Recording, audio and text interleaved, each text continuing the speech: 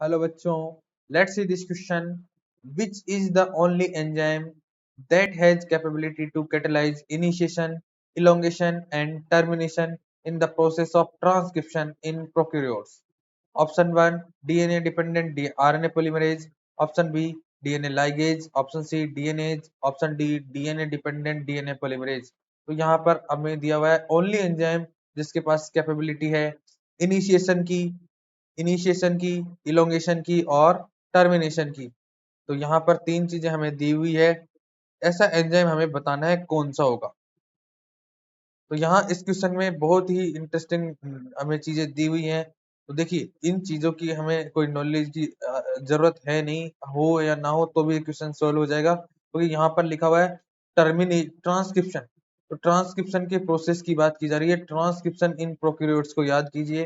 Prokaryotes में transcription कैसे होता है, कौन करवाता है, कौन सा एंजाइम होता है। ट्रांसक्रिप्शन बात की जा रही है प्रोकैरियोट्स की। तो यहाँ प्रोकैरियोट्स में एक ही टाइप का आरएनए पॉलीमरेज होता है।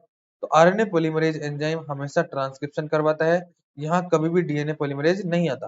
तो डीएनए डिपेंडेंट डीएनए पॉलीमरेज तो वैसे ही आंसर में नहीं आएगा। फिर अपन बात करें डीएनए लाइगेज की, तो ये डीएनए के फ्रेगमेंट्स को जोड़ने का काम करते हैं।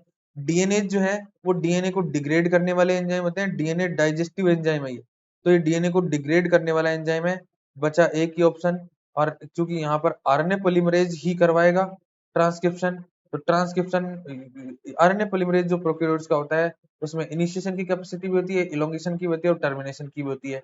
तो ये चूंकि ये डिपेंड करता है किस पर, डीएनए से आरएनए बनवाता है, इसलिए इसका जो नाम लिखा जाता है डीएनए से आरएनए बनवाने के कारण इसका जो नाम जो है वो लिखा जाता है DNA dependent and RNA polymerase. बनवाता आरएनए है और डिपेंड करता है डीएनए पर, इसलिए राइट आंसर इस क्वेश्चन का होगा ऑप्शन ए।